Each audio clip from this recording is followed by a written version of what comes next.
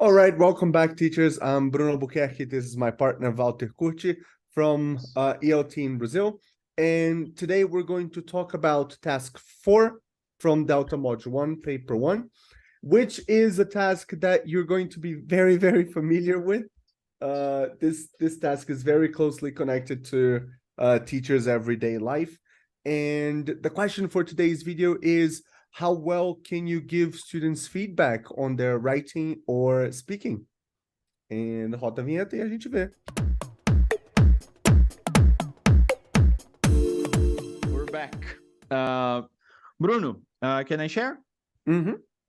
All Sure right, thing. here we go. You see the task there, right now. Mm-hmm. This is task 4. Again, folks, I made this one, so it's not a task from a mock of Delta. I made this up based on materials that I had available here. Okay, so task 4, paper 1, 20 marks, right, Bruno? Mm-hmm. Yes, lots of marks. Lots of marks.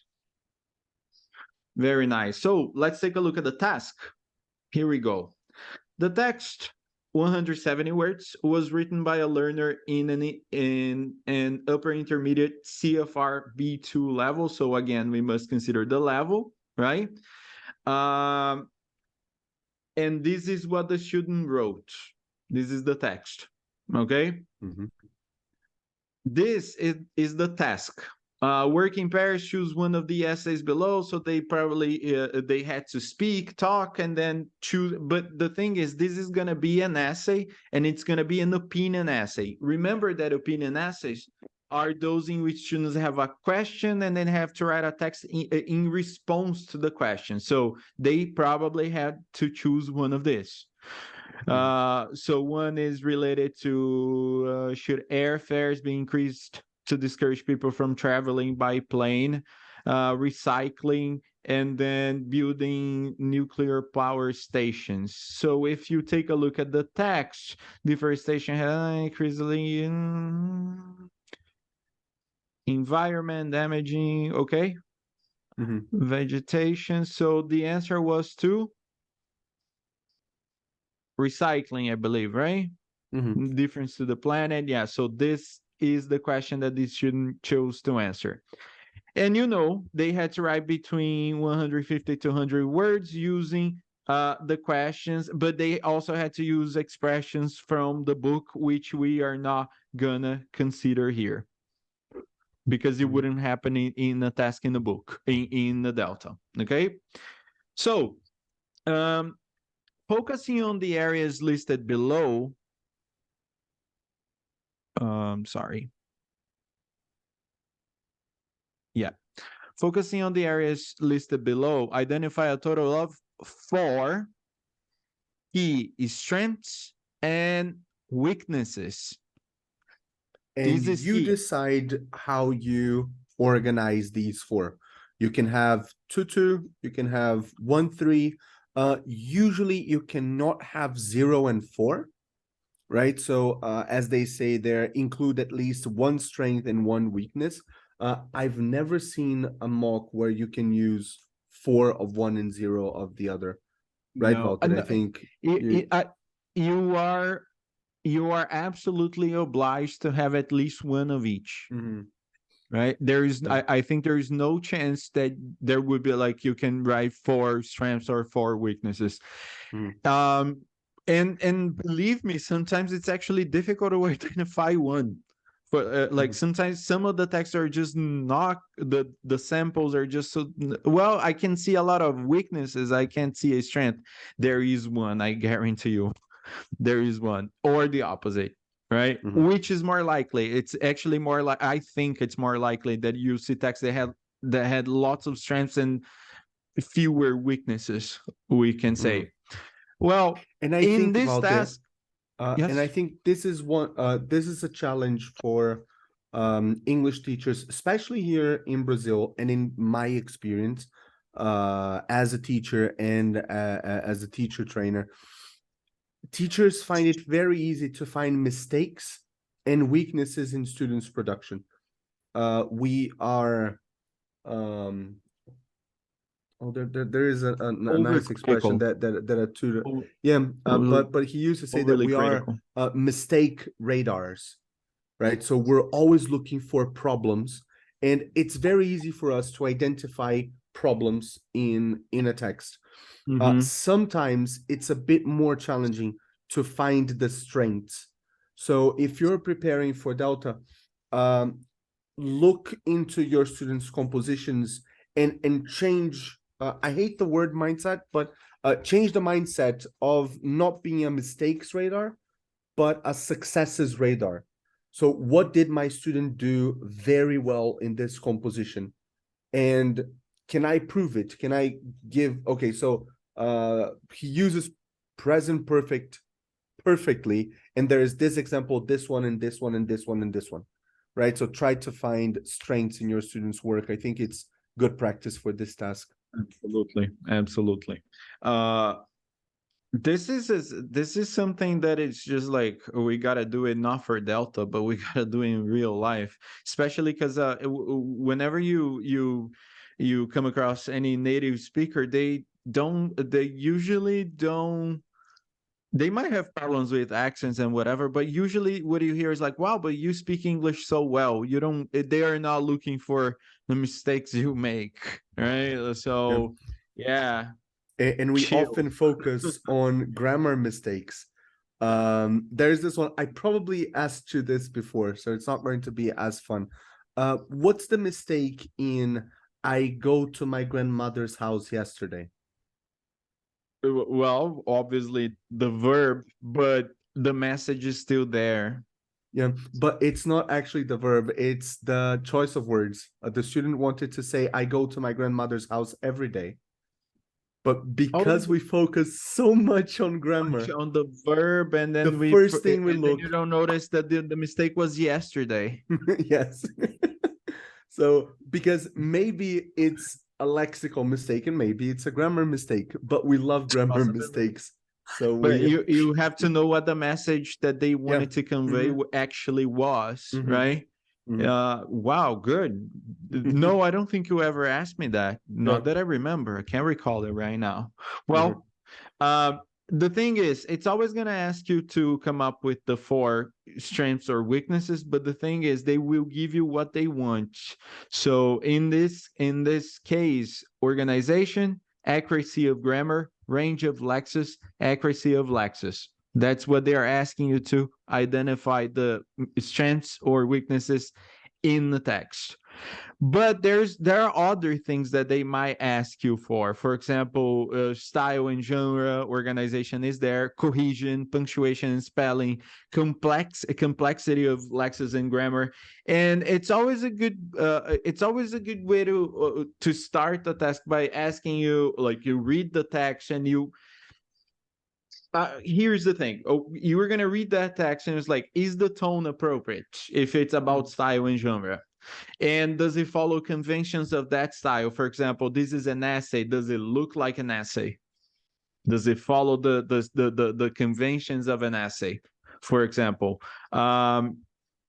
if it's cohesion, does the text work as one piece? Do the link are the linking devices used appropriately? Like the student meant to use however, but he or she used furthermore, or they used although, but they didn't have a clause after although, and then the sentence didn't make sense, that kind of thing. Then though that could also be in language, accuracy of language, punctuation and spelling, complexity of lexis and grammar. For example, is there a variety of tenses or avoidance of any tense? Is the text repetitive if you're thinking of vocabulary, right? And then the students lifting words from the task. For example, you think of a word like audience. What other words could they use for audience, right? And then they're always using the word audience in there, so there is repetitiveness. Anyway, is the student taking risks or are they actually playing safe, right? So those are things that could help you in those uh, uh, uh, uh, um, themes, let's call it. But today we're going to think of organization, accuracy of grammar and accuracy of lexis, and range, variety of lexis. Then you look at the task. All right. So if you want, you can, I'm going to make this a little smaller, and then you can look at the text.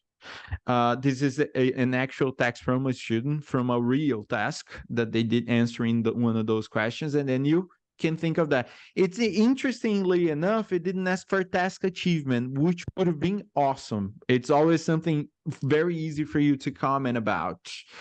But okay, so let's go for organization. The first thing you look and you see is that the student respected the number of paragraphs that you expect for this type of text. So you have the for in here. You can separate it in two ways. You can write the for, or maybe you're gonna repeat and write two of organization and not write anything about range of lexis, but write one of the others. But I would suggest that you do something like this. You start with strength, and then you comment on strengths related to organization or any of the others, right? So strengths, organization. Bruno, we could go with something like it's organized in paragraphs. You would have to read a bit for general comprehension, just to check if each paragraph has only one main idea, right? Because maybe the student skipped lines and then it looks like beautiful paragraphs, but then everything's jumbled up, right? So you would need to read a little bit of the text to say that it's well organized in paragraphs, right? But it's usually a safe bet, but do read it. Yeah. And then as example, these are always tricky to exemplify, right? Yes. I would probably write the first 2-3 letter words of each paragraph, and then dot dot dot 3 words dot dot dot maybe under each, just to show, look, there are paragraphs, right? Paragraph 1, and then you do that. Paragraph 2, and you do that. But don't copy the entire paragraph. Yes, you Jesus don't have Christ. to do that. Accuracy of grammar. Oh yeah, and remember the level. It's a B2 level, right? Actually, you could think of strength. Oh yeah, by the way, organization might be strength, but it also might be a weakness, right? So they shouldn't use the number of paragraphs appropriately. But what if you don't like the linking devices that they use, or not that you don't like, they don't make sense, or there's a mistake, right? What about, I think we could talk about range. We could talk about range of vocabulary here as a strength. There is deforestation, world wage, increasingly, livestock consumption, biodiversity, watersheds. Yeah. Oh, this is very good vocabulary. This is very good. Carbon dioxide. Vegetation. Sustainable agricultural practices. This is very good, Lexis. Where is that? Oh yeah, ecosystem. It's there. Ecosystem. Yeah. So all of these would be examples of very good use of Lexis. I'm not going to write it down, this one, because I don't want to take up too much of your time, but you would probably write down like student uses appropriate Lexis to talk about the topic was to talk about the environment which is appropriate for the task, something like that. But you still it can't just like the students using like different words or difficult or complex words. No, they gotta be under a subset. Like, so you think of lexical sets in a way that these ones belong to. So they're under the same umbrella when you think of lexical sets. So this one would be related to the environment. So you shouldn't use appropriate lexes related to the environment to answer the question. And then you write, for example, or e.g., and then you write 3 of those words, and that's good enough. Absolutely good enough. Was that clear, Bruno? Yeah. Can we get one weakness just so that we can wrap up? Accuracy of grammar, range of lexes, accuracy of lexes. Let me see. This is a very good text, by the way. Yeah. Do you practice agriculture? Yeah, but then this is actually something we didn't mention. Whenever you find a mistake, first thing, it has to be a mistake that is not something you expect for a student at this level. And it has to be something that happens more than once in the text. So if you say the problem was accuracy of lexes and the student cannot use collocations appropriately, it can't just be one. You need a little more. But Bruno, I think this video might be a little too long, so I think we could end it here, so that we don't prolong this too much. But if you read it again, this is actually a question I'm going to leave to you at home. When you pause, you take a look at the text, can you think of one weakness that student had related to those, the 4 that we had in there were organization, accuracy of grammar, range of lexes, and accuracy of lexes. One just came to me. One that I'm thinking of organization, but I'm not gonna tell you. This is for you. So leave a comment to us on the comments down below. Remember to give us a like, smash that button there, and comment. We're gonna answer to you. And if you haven't subscribed to the channel, please do it. Bruno, anything else to add to the task? I'm just gonna share the screen so that people can pause and get extra practice. Absolutely. Here. So this is task 4, and again from the same document, the Delta Handbook. Pause now, and then you can have a bit more practice with another task 4. So here we got organization, accuracy of grammar, range of accuracy of lexes, and cohesion. Cohesion this time. Okay. Oh, this one's fun. This one's fun. Right? It's fun. Yep. Yeah. So this one's fun. What was the level? Thank you. What was the level? This is B1. B1. Oh, okay. B1. By the way, you saw that the example that we used was one of those that you was like, okay, a weakness, can't find one. It always happens. It's always like that. It's either one case or the other. It's like there's clearly a lot of strengths here. I can't find a weakness. Or there's clearly a lot of weaknesses. I can't find a strength. It drives you crazy. Okay. It does. But I promise you, there's always one of both.